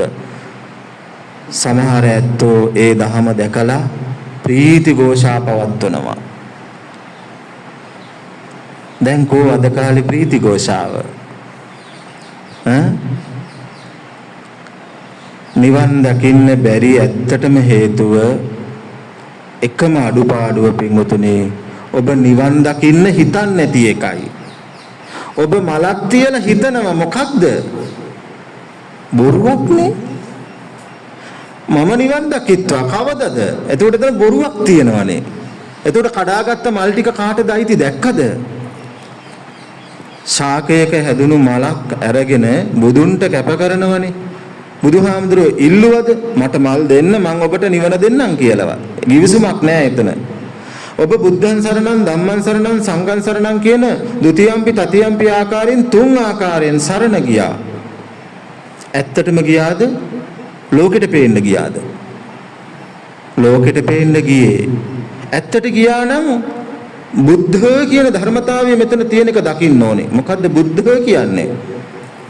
අවබෝධය තුල තිබෙන්නා වූ භවයෙන් නිදහස් වෙන තැන.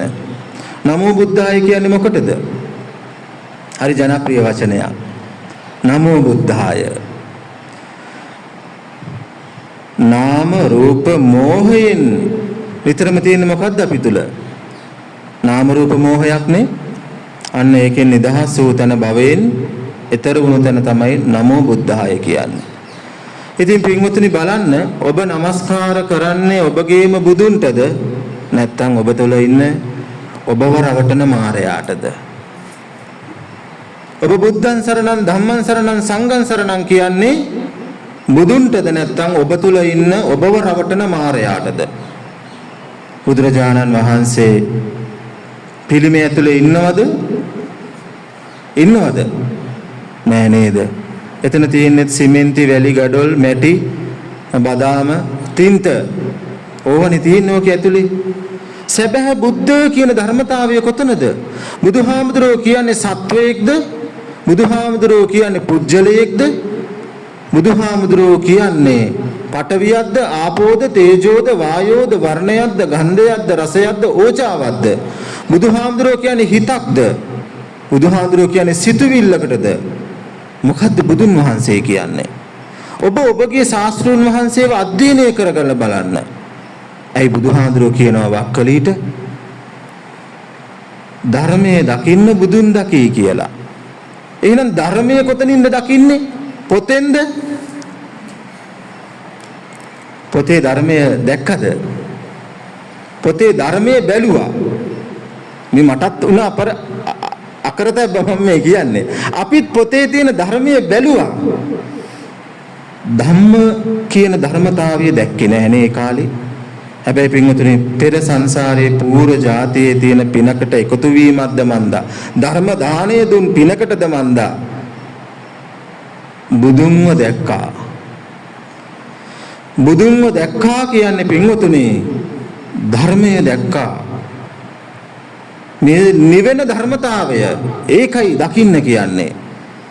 අපි අමුතුවෙන් නිවන්න හදනවා. මල් පූජා කරලා නිවන්න හදනවා. පහන් පත්තු කරලා නිවන්න හදනවා.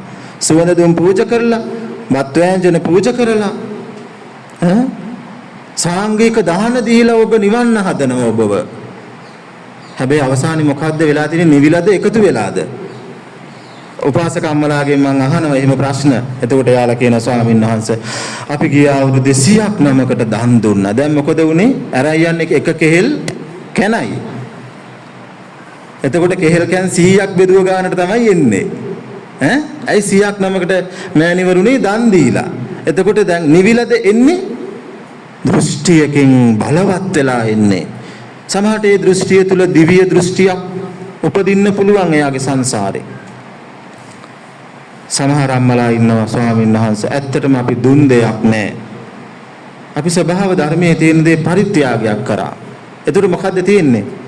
යම්තා දුරට දැක්ක සත්‍යයක එතුමිය කියනවා අපි දුන් දෙයක් නැහැ ස්වාමීන් වහන්සේ අපිට දෙන්න දෙයක් නැහැ. මේ ශරීරය මට අයිතිත් නැහැ. මගේ සිතුවිලි මට අයිතිත් නැහැ. හැබැයි මම ස්වභාව ධර්මයේ ප්‍රයෝගී කරගෙන දුන්නා. එතකොට මොකද්ද තියෙන්නේ? සමාධි සිතක පවතිනා වූ නිවිච්ච ස්වභාවයක් අය ප්‍රකාශ කරනවා. එතකොට අයගේ ජීවිතේ කොහෙද උපදින දෘෂ්ටිය? බ්‍රහ්මතලයක. පින්වතුනි ඔය ලෝකවලට යන්න හරිය ලේසි මේ සිත තේරුම් ගත්තොත්. මහා ලොකු පින් ඕනේ බ්‍රහ්මතලයට යන්න. සිත තුල සමාධිය කියන්නේ මොකද්ද?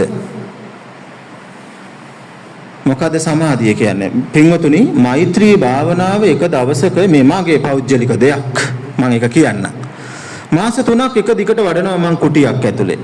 මුල් කාලේ අපේ මහාන ජීවිතේ එහෙම තමයි. ස්වාමීන් වහන්සේලා අපිට දෙනවා ගුරු හාමුදුරුවෝ මේ භාවනාව වඩන්න. එතකොට පින්වතුනි ඒ භාවනාව වඩනම මාස 3ක් වඩනකොට දැන් මේ මූණ කට හොඳට පැහැපත් වෙලා හොඳට පැහැපත් වෙලා දැන් ඔන්න හරි ප්‍රසන්න භාවයක් දැනෙනවා මෑණියන් වහන්සේ. එළියට වඩිනකොට එකපාරම කපුටෙක් ජරා කරා. දැන් මේ වසූරිය ඇඟේ තැවරෙනකොටම මට හැංගිලා හිටපු සර්පයා එළියට එකපාරම එනවා. දැන් ලෝකයා ඉදිරියේ කෑ ගහන්න බැරි වුණාට ඇතුළ හිත කෑ ගහනවා. මොනවයින්ද? පරුස භාවයෙන්, මහ දුෂ්ට ස්වභාවයෙන් වෛරය පහළ වුණා පින්වතුනි, ක්‍රෝධය පහළ වුණා, මෛත්‍රිය අතුරුදහන් වුණා. එතකොට මට තේරුණා ඒ මොහොතේම 3 මාසයක් වඩපු මෛත්‍රී භාවනාව මට ප්‍රත්‍ය නෑනේ. ප්‍රත්‍ය නෑ. ආපහු ගියා.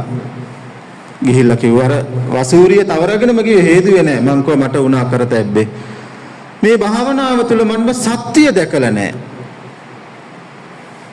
ගුරුතුමනි මට සත්‍ය අවශ්‍යයි කියලා. එතකොට මට ගුරුතුමා කියනවා මම දන්නේ ඔච්චරයිනේ. ඇයි? ගුරුතුමා අධ්‍යයනය කළ තියෙන සමත භාවනාව විතරයි. ඊට පස්සේ මම එතනින් බැහැර වුණා පින්වතුනි. එහෙම බැහැර වෙලා තවත් තැනකට යනවා. අන්න එහෙම ගිහිල්ලා එතනට ගිහිල්ලා කියනවා මේ අතුලාන්තයේ තෙරපෙන මේ එන සිතුවිලි කොහෙන්ද ස්වාමින් වහන්සේ එන්නේ? සිත කොතන තියෙන එකක්ද? සිත කියන්නේ මොකක්ද?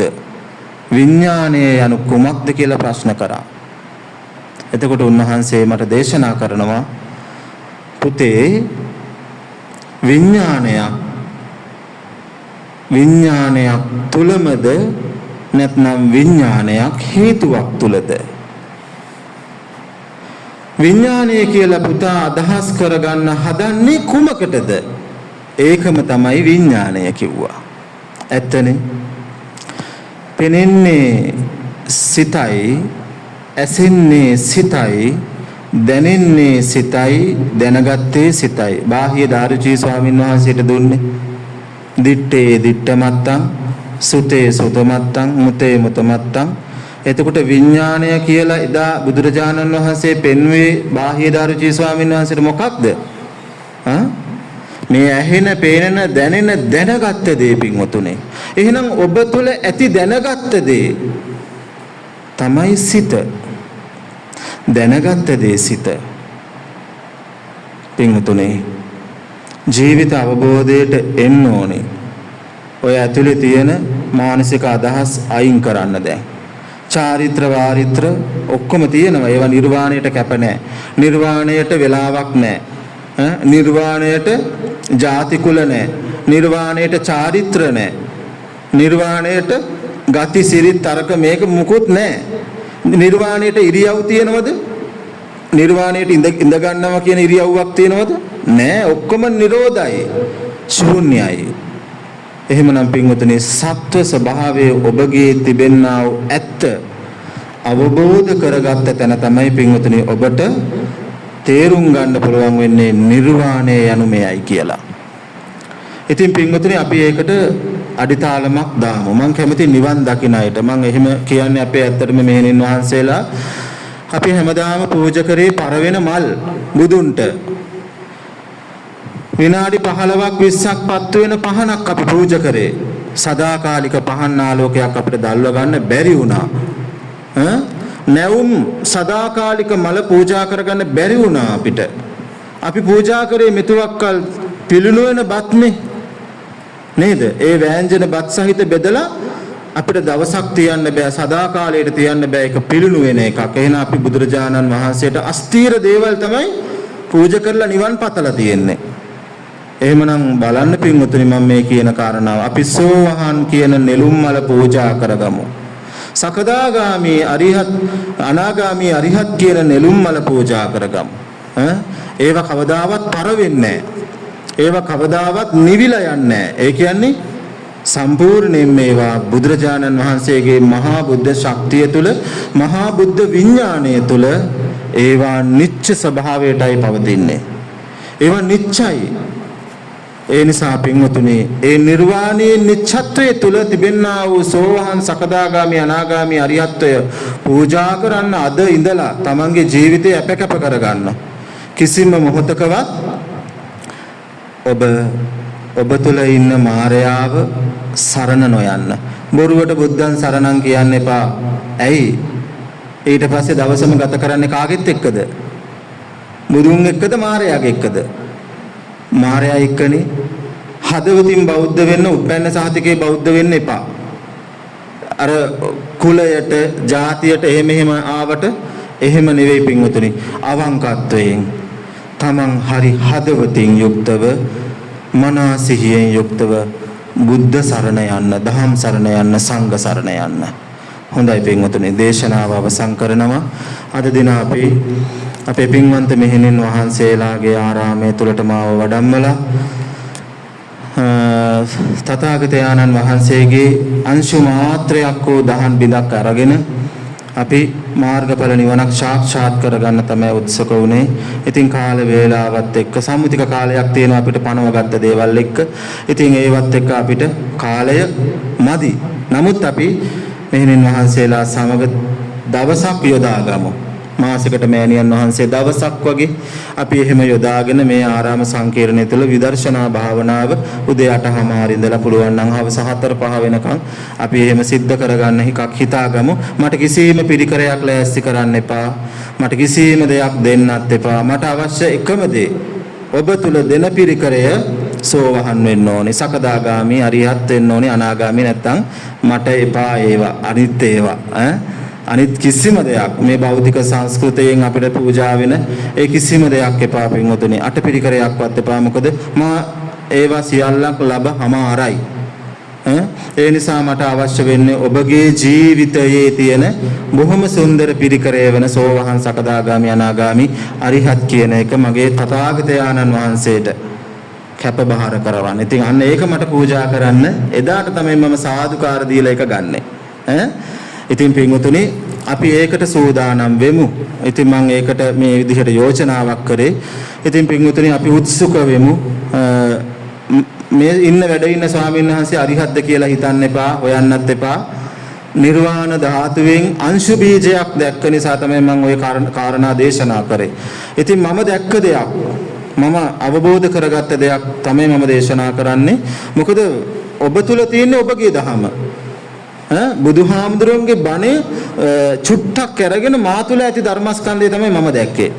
එතකොට ඔබටත් මම ඒ අංශු මාත්‍රයේ මාර්ගයකට අරගෙන ගිහිල්ලා පෙන්වනවා. ඔබ තමයි ඔබගේ ධර්මස්කන්ධය දකින්න ඕන.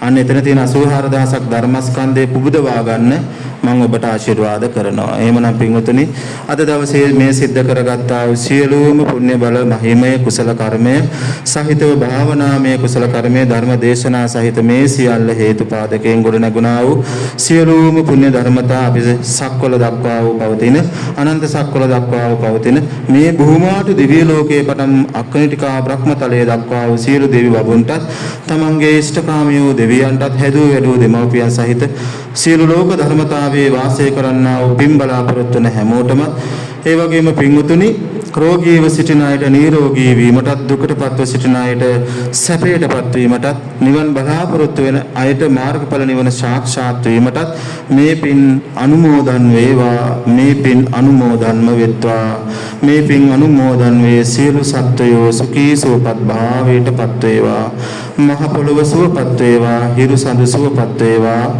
ජලයේ සුළඟ සුවපත් භාවයටපත් වේවා මේ මුළු විශ්ව ධර්මතාවයේ තුල පවතින 31 තලයක් වූ සියලු මානසික භූමි තල ධර්මතාවය සුඛී සුවපත් භාවයටමපත් වේවා ආකාසට්ඨා ච බුම්මට්ඨා දේවා නාග මහිද්దికා පුඤ්ඤන්තං අනුමෝදිत्वा සිරං රක්ඛන්තු සම්බුද්ධ ශාසනං ආකාසට්ඨා ච බුම්මට්ඨා දේවා නාග මහිද්దికා පුඤ්ඤන්තං අනුමෝදිत्वा සිරං රක්ඛන්තු සම්බුද්ධ දේශනං ආකාසට්ඨා ච බුම්මට්ඨා දේවා නාග මහිද්దికා පුඤ්ඤන්තං අනුමෝදිत्वा සිරං රක්ඛන්තු සම්බුද්ධ ශ්‍රාවකන්ති